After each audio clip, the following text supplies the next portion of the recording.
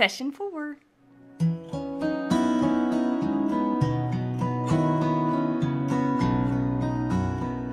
It's a Monday night.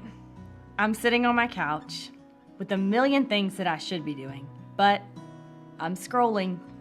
And it's innocent at first. My finger finds and clicks on the app automatically before I even know what it's doing. Oh, that looks fun, I think, as I take in a picture of my friend enjoying some time at the beach. Swipe left. Oh, that swimsuit is so cute. None of my swimsuits are that cute. And before I know it, my finger has closed out of the Instagram app and moved over to the Target app, and I have 3 swimsuits in my cart, and 45 minutes have passed by. 3 days later, the Target box is on my porch.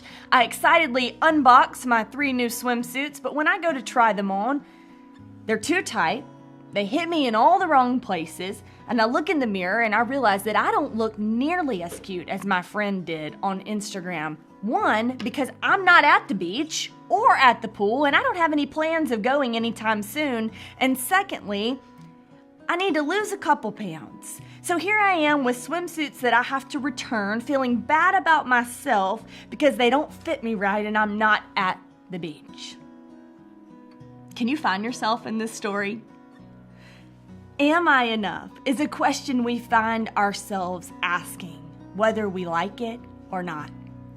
We come to our third C that cheats us from cheerfulness, and that's comparison. Comparison is sneaky and often subconscious. It's heightened by the time we spend on our phones and computers. I recently read a quote by Theodore Roosevelt. He says, "Comparison is the thief of joy." This quote has rolled around in my mind and in my thoughts over the past few months, and I think there's a lot of truth to it. Most often, our cheer or joy is stolen by our lack of contentment. And our lack of contentment most often comes when we compare ourselves to those around us. So, what can we do about it? The Bible speaks to these things. And the most beautiful thing about the Bible is that its words are living and active, and that they speak into our lives today the same way that they spoke into the lives in the day that it was written. In his letter written to the church in Galatia, Paul writes to the believers, "For am I now seeking the approval of man or of God? Or am I trying to please man? If I were still trying to please man, I would not be a servant of Christ." Galatians 1:10. Comparison is rooted in our desire to want to be like or not to be like other people. When thinking about comparison, a good question to ask ourselves is, who are we trying to please? Paul asks this question. In Galatians 1:10, he says, "Am I seeking the approval of man or of God?" When we feel inadequate or not enough, we can ask ourselves the same question. Who are we looking to for approval? According to this statement from Paul in Galatians, we cannot please both people and God. And this echoes the words of Jesus in Matthew 6:24, where he says, "No one can serve 2 masters." So when we compare ourselves to the people around us, we allow them to be master over us. We invite them in and allow them to have a seat in the front of our minds.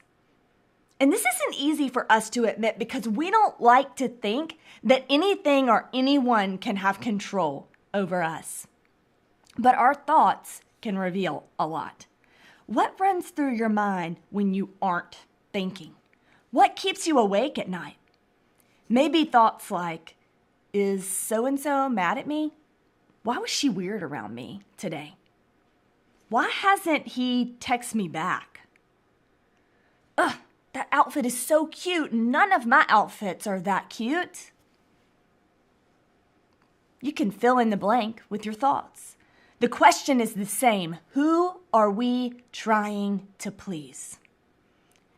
Maybe you have feelings of inadequacy Or maybe you're the opposite. Maybe your life has the outward appearance of perfection. Maybe you live in your dream home, but your marriage is in shambles. Maybe you would win best dressed at the party, but your heart is empty and void. Wherever you find yourself, Scripture shows us another way. Paul writes to another church in Corinthians, and he says, "So we do not lose heart. Though our outer self is wasting away, our inner self is being renewed day by day. For this light, momentary affliction is preparing for us an eternal weight of glory beyond all comparison, as we look not to the things that are seen, but to the things that are unseen. For the things that are seen are temporary, but the things that are unseen are eternal." That's 2 Corinthians 5:16 through 18. The phrase here, "we do not lose heart," mirrors the phrase "take heart" in John 16:33, which is also translated, "be of good cheer." So it would be accurate for us to paraphrase this scripture as, "So we do not lose our cheer because we know what is coming." Scripture has something to say about the comparison culture that we find ourselves in today. Paul says, you want to compare? Go ahead, because I promise you that nothing will compare to the eternal weight of glory that is yours in heaven. He says the key is for us to fix our eyes on what is unseen, not on what is seen. For the things that are seen are wasting away, but the things that are unseen are eternal and will last forever. Perfect houses, perfect decorations, perfect cars, perfect wardrobes, and everything that we can see are temporary. We are not to fix our eyes, direct our focus, or spend all of our time on these things, even if they're good things. One day, I was sitting on the couch and I was curled up watching a movie with my phone out. And I caught myself getting swept up in the story and in what I was scrolling through on my phone. And before I knew it, I was feeling bad because unlike the husband in the movie who had cooked dinner, washed the dishes, put the kids to bed, my husband still puts his socks on the floor right next to the hamper. Does anybody know what I'm talking about? And I found myself feeling sorry for myself. And so I said out loud, "Fake life, fake life," right at the time that Preston walked into the living room.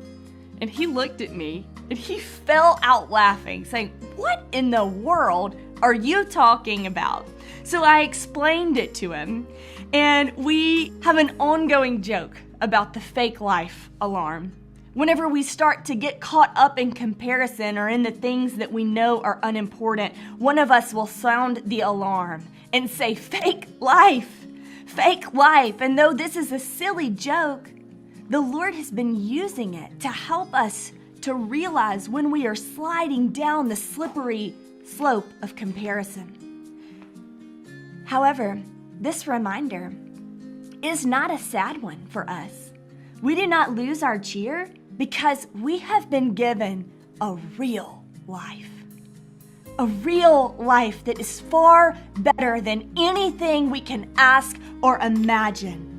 Yes, I'm not perfectly dressed, but Jesus has clothed me in garments of salvation. He has wrapped me with a robe of righteousness.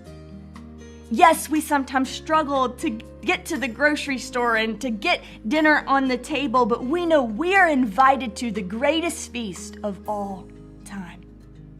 And my house may not be perfect, but my Father is preparing a place for me in His mansion where there are many rooms.